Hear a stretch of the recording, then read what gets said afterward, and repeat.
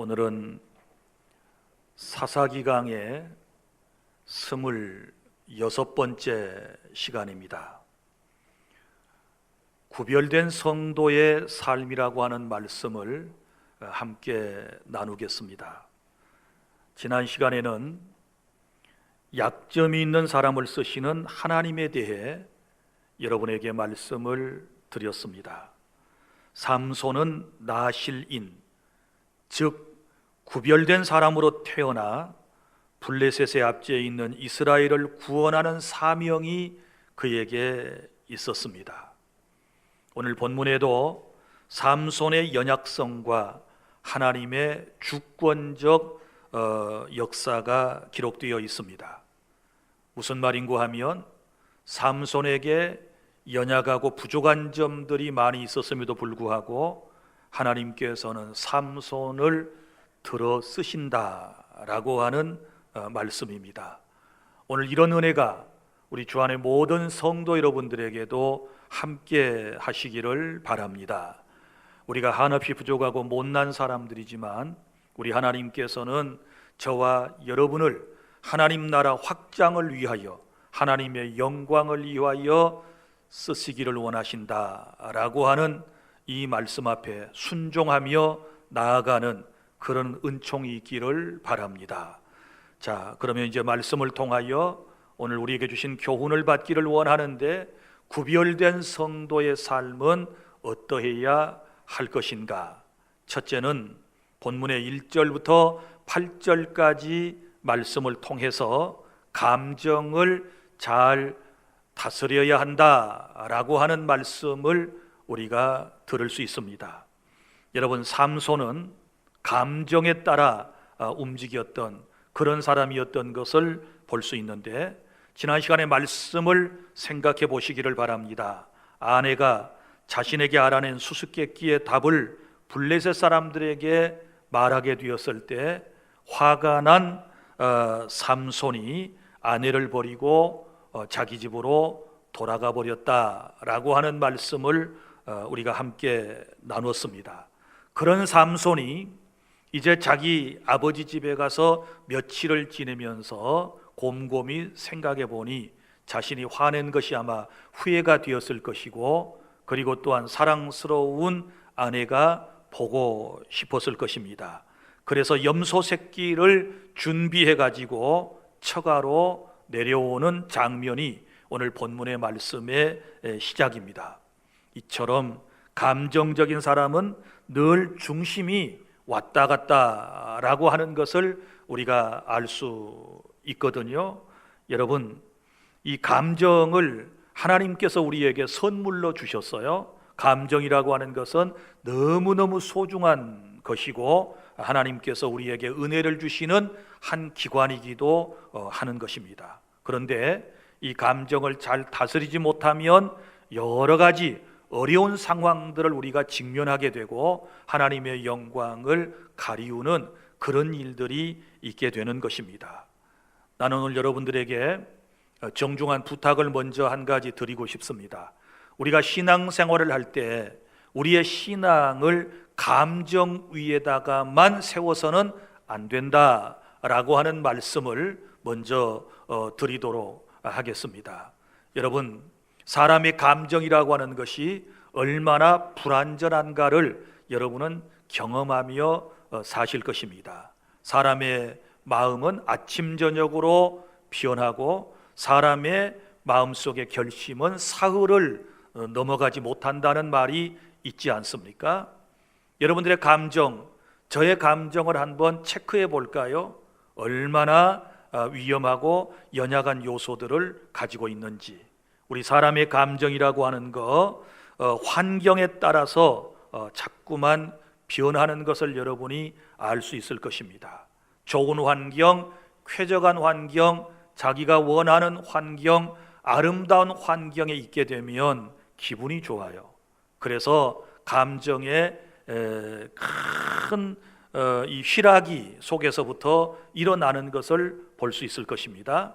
그런데 우리가 지내는, 우리가 경험하는 환경이 좋지 못하면, 열악한 환경을 만나게 되면 그때부터 우리의 감정이 상해서 짜증을 내는 그런 모습을 볼 수 있지 않습니까? 심지어 어떤 사람들은 계절에 따라서 감정이 요동치는 사람도 있습니다. 자기가 좋아하는 계절을 맞게 되면 그때는 참 행복한 시즌을 보내게 돼요. 그런데 자기가 별로 좋아하지 않는 계절을, 그런 날씨들을 맞게 되면 우울한 감정을 가지고 그렇게 힘들게 하루하루를 살아가는 분들이 있는 것을 볼 수 있고, 또한 사람이라고 하는 것이 이런 환경적 영향뿐만 아니라 우리의 감정은 사람을 만날 때도 감정이 변하는 것을 볼 수 있습니다. 우리는 사회적 동물이기 때문에 절대 우리 혼자서는 살아갈 수 없어요. 좋은 사람도 만나고 싫어하는 사람도 만날 수 있는 것이고, 내게 득이 되는 사람을 만날 수도 있고, 또 내게 손해를 끼치는 사람도 만날 수 있지 않습니까? 그런데 우리의 감정은 어떻습니까? 내가 사랑하는 사람, 내가 원하는 사람, 내가 바라는 사람, 내가 존경하는 사람을 만나면 내 감정이 편안해지고 내 안에 기쁨이 있게 돼요. 그리고 그것은 우리의 일상의 삶 속에도 지대한 영향을 끼치게 되는 것입니다. 그런데 내가 원치 않는 사람, 내가 싫어하는 사람, 나를 힘들게 하는 사람, 나를 괴롭게 하는 사람을 만나게 되면 우리의 감정이 금방 다운되어 버리는 것을 알 수 있지 않습니까? 그래서 어떤 사람을 만나느냐에 따라서 내 감정이 움직이는 것을 볼 수 있을 거예요. 뿐만 아니라 심지어 우리가 먹는 음식에 따라서도 우리의 감정이 움직이는 것을 볼 수 있습니다. 내가 좋아하는 음식을 접하게 되면 기분이 좋아요. 그런데 내가 싫어하는 음식을 대접받는다거나 혹은 그런 것들을 대하게 되었을 때는 우리 마음에서 벌써 거부되는 이런 감정들이 나타나지 않습니까? 사람의 감정, 좋은 것이지만 이런 여러 가지 위험한 요소들을 포함하고 있기 때문에 이런 감정 위에다가 우리의 신앙을 올려 쌓게 되면 그만큼 그 사람의 신앙은 위험한 것입니다. 그래서 교회에 와서도 자기 기분 좋은 설교를 듣고 또 만나는 사람들이 자기에게 이익이 되고 자기에게 기쁨이 되면 신앙생활 열심히 해요. 그러다가 누군가와 부딪히게 되고 자기가 원치 않는 사람과 만남을 통해서 어떤 인간관계가 부정적으로 흘러가게 되면 그때부터 그 사람 보기 싫어서 그 사람에게 상처를 입었다고 말하면서 교회를 나오지 않고 결국은 주님의 품을 떠나버리는 이런 안타까운 사람들이 우리 가운데 있다는 것을 아무도 부정할 수가 없을 것입니다. 사랑하는 주 안의 성도 여러분, 그러므로 신앙이라고 하는 것은 항상 하나님의 말씀 위에 세워야 한다라고 하는 것을 여러분이 기억해 주시기를 바랍니다. 말씀 위에 신앙의 집을 건축한 사람은 어떤 시련이 와도 어떤 풍파가 세차게 휘몰아쳐도 절대로 넘어지지 않습니다. 왜냐하면 말씀 위에 그의 신앙을 세웠기 때문에 그런 것입니다. 그런데 삼손을 보십시오. 자기의 감정에 의해서 막 움직이는 모습을 볼 수 있고, 삼손뿐만 아니라 이제 오늘 본문에 소개되고 있는 여러 사람들과 여러 부류의 사람들이 지금 감정에 의해서 모두가 움직이는 것을 우리가 볼 수 있습니다. 여기 삼손의 장인으로 한번 넘어가 볼까요? 이 삼손의 장인도 감정에 의해서 움직이는 인물이었습니다. 이 사람은 굉장히 성급한 마음을 가진 사람이었습니다. 삼손이 자기 집에 딸을 찾아왔을 때 오늘 들어오지 못하겠다고 그랬습니다.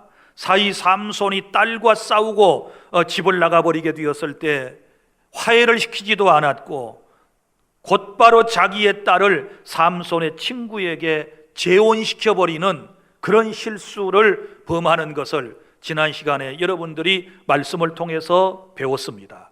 그리고 막상 삼손이 감정이 이제 위로 화나는 감정이 올라갔다가 그 감정이 잦아들게 되었을 때 그 귀한 염소 새끼를 들고서 이제 장인에게 찾아왔을 때 어땠습니까? 삼손의 장인은 이렇게 말합니다. 그를 막아서면서 네가 내 딸을 미워하는 줄 알았다.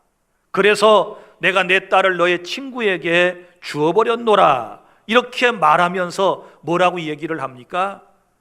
네 아래 동생이 훨씬 더 아름다워. 그러니 그와 함께 혼인을 하라고 이렇게 말하는 장면이 계속 이어지고 있는 것을 보면서 세상에 우리는 이런 장인도 있을까라는 그런 생각을 갖게 되는 것입니다.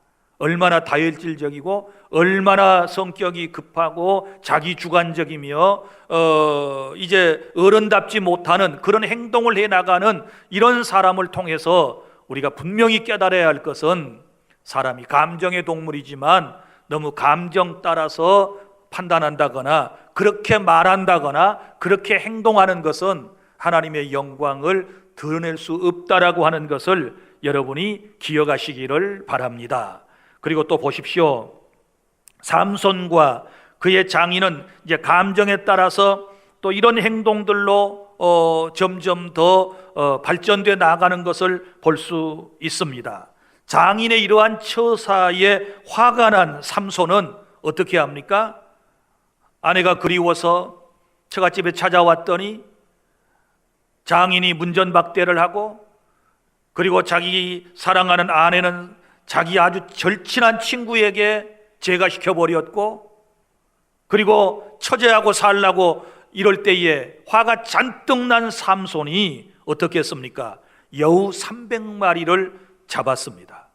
여러분, 한 사람이 여우를 300마리씩이나 잡을 수 있었다라고 하는 것은 이건 보통 힘이 아니었던 것입니다. 우리 성경에는 여우라고 번역되어 있고, 물론 영어의 폭스라고 하는 이 단어를 여우라고 번역을 했지만, 사실은 이제 전문적인 학자들의 연구에 열 같으면 여우와 늑대의 중간종인 자칼이라고 하는 그런 동물을 말하는 것입니다. 그래서 이 자칼 300마리를 잡아가지고 2마리씩 여우의 꼬리 끝을 묶었습니다. 그리고 꼬리 끝에다가 횃불 아시지요?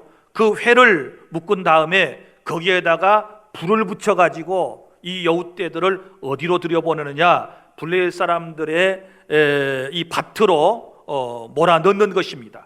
그런데 성경에 보면 그때 블레셋 사람들의 밭에는 추수한 곡식단과 그리고 지금 추수해야 할 곡식들이 지천에 지금 널려 있는 것입니다. 그런데 여우 꼬리에다가 불을 붙였으니 뜨거움을 느낀 여우가 막 그리 들어가서 이리 뛰고 저리 뛰면서 불을 그냥 사방대 퍼뜨리게 되는 것이지요. 그뿐만 아니라 포도원으로 들어갑니다. 포도원이 다 타버립니다. 심지어 감람나무가 있는, 감람나무는 올리브 나무를 말하는데 그곳에도 이 여우떼들이 막 뛰어다니면서 불을 다 붙여버리게 되는 것이지요. 그래서 블레셋 사람들의 모든 농작물이 다 타버리게 되는 그런 우리가 사실을 오늘 성경에서 찾아볼 수가 있는 것입니다. 자, 보십시오. 그러면 또 그 뒤에 어떤 일이 생겼을까? 6절에 보면 블레셋 사람들도 감정에 따라서 움직이는 것을 볼 수 있습니다. 자신들의 밭과 포도원과 감람나무를 누가 태웠는가 알아보았더니 삼손이 그랬다는 것을 알게 되었습니다. 그러면 삼손이 도대체 우리와 무슨 원수를 졌길래 그렇게 우리의 밭에다가 우리의 과수밭에다가 불을 질러가지고 다 불살라 버렸는가 알아보았더니 이런 내용이었습니다. 삼손의 장인이 삼손의 아내를 빼앗아서 그의 친구에게 주었고, 너무나도 화가 난 삼손이 그 짓을 저질렀다라고 하는 것을 알았어요. 그래 블레셋 사람들이 생각해 보니까 원인 제공을 한 사람이 누구예요? 바로 삼손의 장인이거든요. 삼손을 화나게 했으니까, 그래서 화가 난 이 블레셋 사람들이 또 감정을 잘 추스리지 못하고 어떻게 했습니까? 오늘 말씀에 보면 아버지를, 그의 아버지, 그러니까 삼손의 아내와 삼손의 장인을 불살라서 죽여버리게 되는 거예요. 이거 얼마나 화가 났으면 이렇겠어요. 그런데 이것은 여기에서 또 끝나는 게 아닙니다. 복수는 복수를 불러오는데 7절부터 9절까지 말씀을 보면 어떤 일이 생깁니까? 삼손이 자기 처가댁이 몰살당했다라고 하는 이야기를 듣고 또 삼손이 가만히 있겠어요? 그래서 삼손이 블레셋 사람들의 정강이와 넓적다리를 크게 쳐서 죽이게 되었다라고 하는 말씀이 8절에 나오는 것을 볼 수 있습니다. 이 말씀 한번 정리해 볼까요? 여러분, 이처럼 사람이 자기의 감정을 잘 다스리지 못하게 되면 개인의 감정이, 이 문제가 어디로 번지게 돼요? 집안으로 번지게 돼요. 그랬잖아요. 집안으로 이게 문제가 번져가고 이 집안의 문제가 사회로 번져가게 될 것이고 사회의 문제가 결국은 나라 문제로 그리고 종족 간의 문제로 계속해서 이게 번져나가는 이런 모습을 우리가 여기서 보면서 여러분 무엇을 깨닫게 됩니까?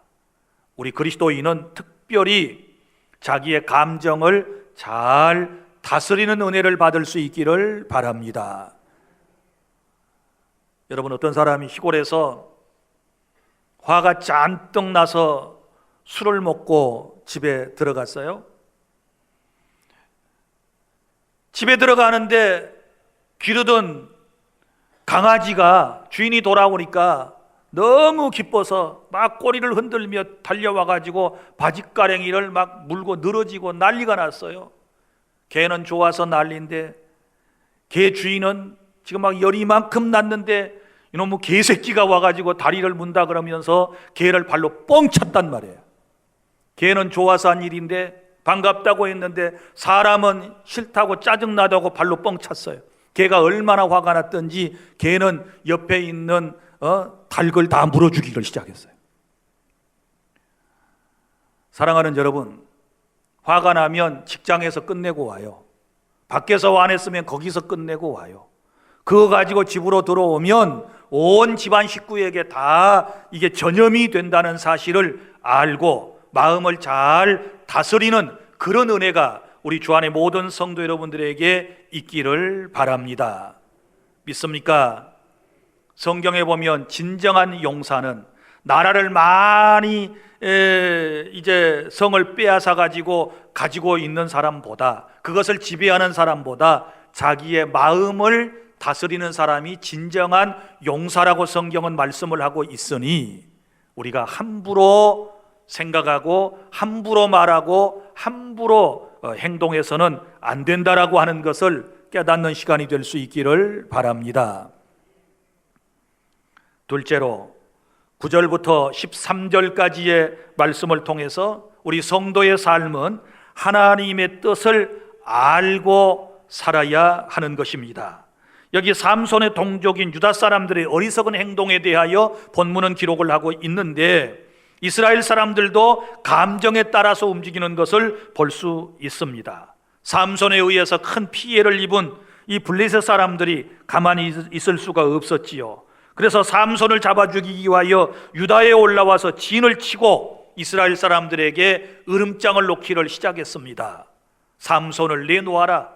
만약에 삼손을 내놓지 않게 되면 너희 이스라엘 사람들을 모조리 다 죽이게 될 것이다 라고 말했습니다. 당시 역사적 상황은 이스라엘 사람들은 블레셋 사람들에게 통치를 받고 있었고 압제를 받는 그런 상황에 있었기 때문에 유다 사람들, 이스라엘 사람들은 블레셋 사람들을 너무너무 두려워했던 것입니다. 그래서 그들의 보복이 너무 두려웠어요. 지금 다 포위를 하고 자기들을 지금 죽일 것처럼 하고 있는 그 사람들의 마음을 달래기 위해서 이스라엘 사람들이 했던 행동이 무엇입니까? 유다 사람들 3,000명을 모았어요. 3,000명이나 되는 유다 사람들이 어디로 갔습니까? 숨어있는 8절에 에담 바위 틈에 숨어있는 삼손에게로 갔습니다. 그리고는 삼손을 붙잡는 것이지요. 누구한테 넘겨주려고요? 블레셋 원수들에게 넘겨주려고 삼손이 지금 누구인지를 알아요, 몰라요? 모르고 있는 것입니다. 삼손은 이스라엘의 구원할 자로 세상에 태어났습니다. 그는 이스라엘의 지도자가 될 사람입니다. 그런데 하나님의 이러한 뜻을 모르는 삼손의 종족인 유다 사람들, 이스라엘 사람들이 지금 삼손을 붙잡아 가지고 블레셋 사람들에게 넘겨주는 이 사건을 통해서 우리가 깨닫는 바가 무엇이겠습니까? 우리가 세상에 살면서 하나님의 뜻을 잘 못 깨달으면 이런 실수를 범하게 되는 거예요. 그러면 하나님의 뜻을 우리가 어떻게 알 수 있을까요? 무엇을 통하여 하나님의 뜻을 알 수 있을까요? 그것은 하나님의 기록된 말씀 성경과 성령의 감동하심을 통하여 우리가 하나님의 뜻을 깨달을 수 있는 줄 믿으시기를 바랍니다. 하나님의 뜻을 깨닫고 알고 살아가는 사람은요, 함부로 이렇게 이스라엘 사람들처럼 행동하지 않아요. 내 삶에 일어나고 있는 주변의 모든 상황들을 하나님의 말씀에 비춰보는 거예요. 말씀이 곧 그들의 삶의 철학이고 세계관이 되어서 결국은 실수하지 않는 거예요. 그런데 하나님의 말씀이 없는 사람들은 항상 고지곳대로 보이는 대로 모든 것을 판단하고 행동을 하기 때문에 이런 문제가 생기는 거예요. 우리 하나님께서는 합력하여 선을 이루시는 하나님이심을 믿으시기를 바랍니다. 나는 여러분들이 성경을 부지런히 읽고 또 하나님의 말씀을 잘 들어서 하나님의 뜻을 잘 깨닫고 살아가심으로써 이런 실수를 이스라엘 사람들처럼 범하는 일이 없기를 바랍니다. 사실 이스라엘 사람들이 예수님을 죽인 것도 그러잖아요. 예수님이 자신들의 메시아로 구세주로 오셨지만 그 깊으신 하나님의 뜻을 알지 못하고 결국은 자신들의 구세주를 자기들이 십자가에 못 박으라고 아우성을 치면서 로마 군인들한테 내어준 것하고 지금 이 사건이 비슷하다는 것을 여러분이 아셔야만 하는 것입니다.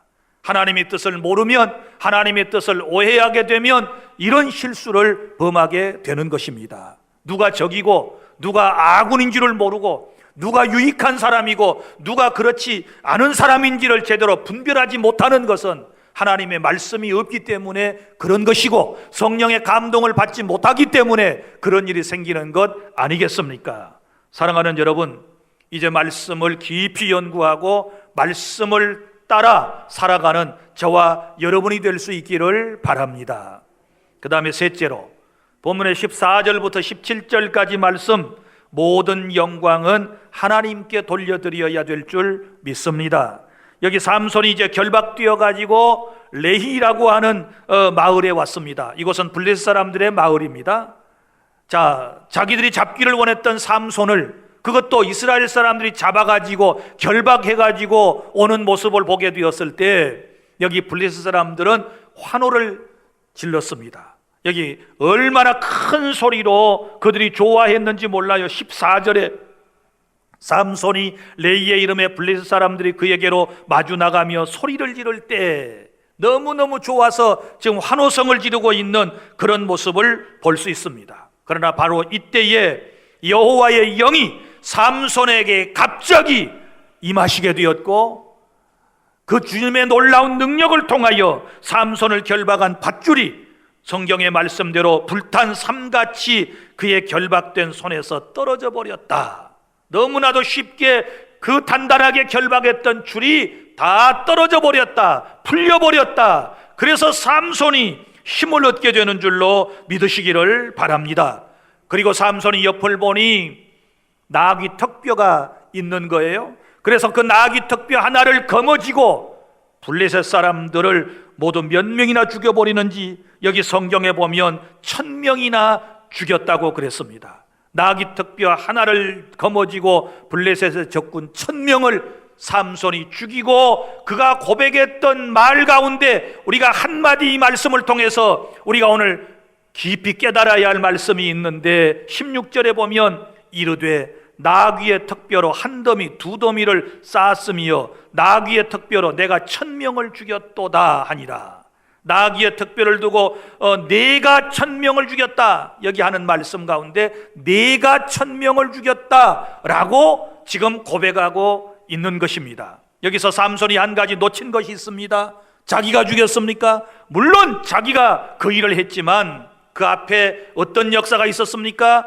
여호와의 영이, 하나님의 권능이, 성령이 그에게 임하셨을 때 그가 그런 놀라운 능력을 행할 수 있었다면 모든 영광은 하나님께 돌려드려야 했음이 마땅한 것입니다. 사랑하는 주 안의 성도 여러분, 우리가 세상에 살아갈 때에 내가 일이 잘 되고 번창할 때, 내가 하는 일이 순탄하고 형통할 때 자신의 힘과 능력으로 한 것처럼 생각하고 말하지 말고 하나님의 은혜와 하나님의 능력으로 되어진 것을 알고 겸손히 모든 영광은 하나님께 돌려드리는 저와 여러분이 되실 수 있기를 바랍니다.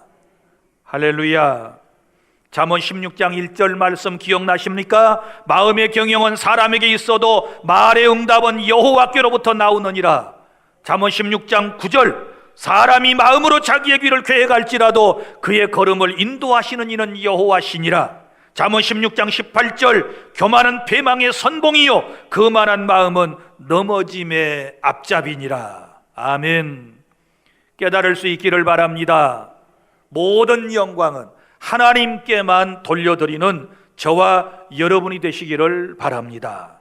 이제 마지막 단락 18절부터 20절까지 하나님께서 우리 성도에게 요청하시는 삶은 힘들고 지칠 때 기도하시기를 바랍니다. 자, 삼손은 자기 백성을 구원하기 위해서 목숨을 걸고 싸웠습니다.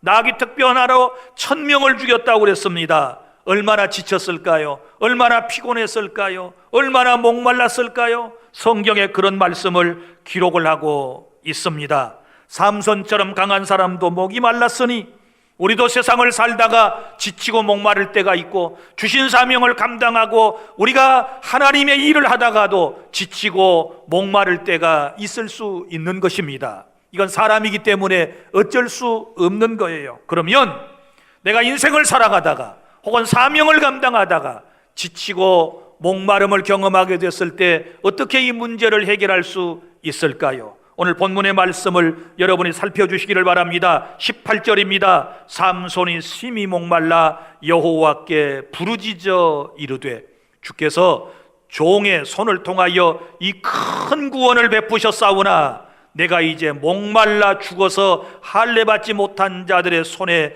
떨어지겠나이다 하니. 자, 어떻게 해야 되겠습니까? 부르짖어 기도해야 하는 것입니다. 우리가 인생이 힘들고 목마를 때마다 부르짖어 간구하시기를 바랍니다. 솔직하게 고백하실 수 있기를 바랍니다. 내가 이제 목말라 죽게 생겼습니다. 이런 기도를 해야 되는데, 이렇게 간구하면 우리 하나님께서 어떻게 응답하시는가를 19절에 보세요. 하나님이 레히에서 한 우묵한 곳을 터뜨리시니 거기서 물이 솟아 나오는지라. 할렐루야. 기도했더니 하나님께서 우묵한 곳을 터뜨려서 거기에서 물이 솟아 나오도록 하시고 그 물을 삼손이 먹게 되었을 때, 여기 보세요. 그것을 마시고 정신이 회복되어 소생하니. 할렐루야. 이런 은혜를 체험하실 수 있기를 바랍니다. 인생이 힘들고 어려우면 하나님께 고백하세요. 부르짖어 기도하세요. 하나님, 내가 너무 힘들어요. 내가 하나님 너무 목말라 있어요. 피곤하고 지친 내 인생에게 하나님 은혜를 더해 주세요. 그러면 성령의 생수의 강을 저와 여러분에게 흘려보내셔서 우리로 하여금 그것을 마시고 새 힘을 얻고 회복되고 소생되는 그런 은혜가 있게 될 줄로 믿으시기를 바랍니다. 여러분, 하나님의 힘이 아니면 우리는 세상을 살아갈 수 없어요. 주님이 우리에게 함께 해주시지 아니하면 우리는 이 험한 세상을 끝까지 살아나갈 수가 없는 것입니다. 오늘 하나님께서 삼손에게 허락하셨던 그런 은혜가 저와 여러분 모두에게 함께 하시기를 바랍니다. 그래서 삼손은 그 샘의 이름을 엔학고레라고 불렀습니다. 여기 엔학고레라고 하는 말이 무슨 말일까요? 이 말은 밑에 나나주에 보면 부르짖는 자의 샘이라고 기록되어 있습니다. 부르짖는 자의 샘, 부르짖는 자에게 샘을 터뜨려 주셨던 그 하나님의 은혜가 바로 에낙고레의 하나님이신 줄로 믿으시기를 바랍니다. 자, 삼손은 이렇게 힘을 얻고 난 이후에 맨 끝절에 보면 블레셋 사람의 때에 삼손이 이스라엘의 사사로 20년 동안 지냈더라. 할렐루야. 은혜 받아야 사명 감당할 수 있습니다. 성령의 생수로 충만해야 우리가 험한 세상을 헤쳐나갈 수가 있을 것입니다. 이 에낙고레에 대한 말씀은 오늘 저녁에 여러분들에게 더 상세한 설명을 드려 말씀을 전하도록 하겠습니다. 사랑하는 성도 여러분, 이제 말씀을 맺습니다. 인생은 누구나 다 사명을 가지고 이 세상에 태어났습니다. 우리는 구별된 나시린과 같은 사람입니다. 신약에서는 이런 사람을 성도라고 부릅니다. 우리는 어떻게 살아야 될까요? 오늘 주신 4가지 말씀을 꼭 기억해 주시기를 바랍니다. 먼저는 절대 감정에 따라 살지 말고 감정을 잘 여러분들이 다스릴 줄 아는 그런 은혜가 있기를 바랍니다. 믿습니까? 그리고 여러분들의 신앙을 감정이 아닌 하나님의 말씀 위에 항상 세우고 사실 수 있기를 바랍니다. 그리고 또한 하나님의 뜻을 잘 알고 사시는 지혜가 있기를 바랍니다. 이스라엘 사람들 하나님의 뜻을 모르고 삼손을 잡아서 블레셋 사람들에게 넘겨주는 이런 어리석은 일을 우리가 행해서는 안 되겠습니다. 하나님의 뜻을 잘 알면 여러분 인생이 실수하지 않습니다. 인생이 실패하지 않습니다. 하나님의 뜻을 어떻게 안다 그랬습니까? 말씀을 통하여, 기록된 말씀을 통하여 하나님의 뜻을 알고 우리 삶에 펼쳐지는 모든 것들을 잘 분별하여 말씀을 따라가시기를 바랍니다. 그리고 또한 모든 영광은 하나님께만 돌려드리시기를 바랍니다. 하나님께서 내게 힘 주셔서 내가 지금까지 살고 주의 은혜로 내가 지금까지 살아온다는 이런 고백을 하나님께 드리실 수 있기를 바라고, 인생을 살아가다가 힘들고 지칠 때, 그리고 사명을 감당하다가 힘들고 지치고 목마를 때 하나님 앞에 부르짖어 기도하심으로 주의 능력을 공급받아 힘차게 세상을 승리하며 살아가는 저와 여러분 될 수 있기를 바랍니다. 기도하겠습니다.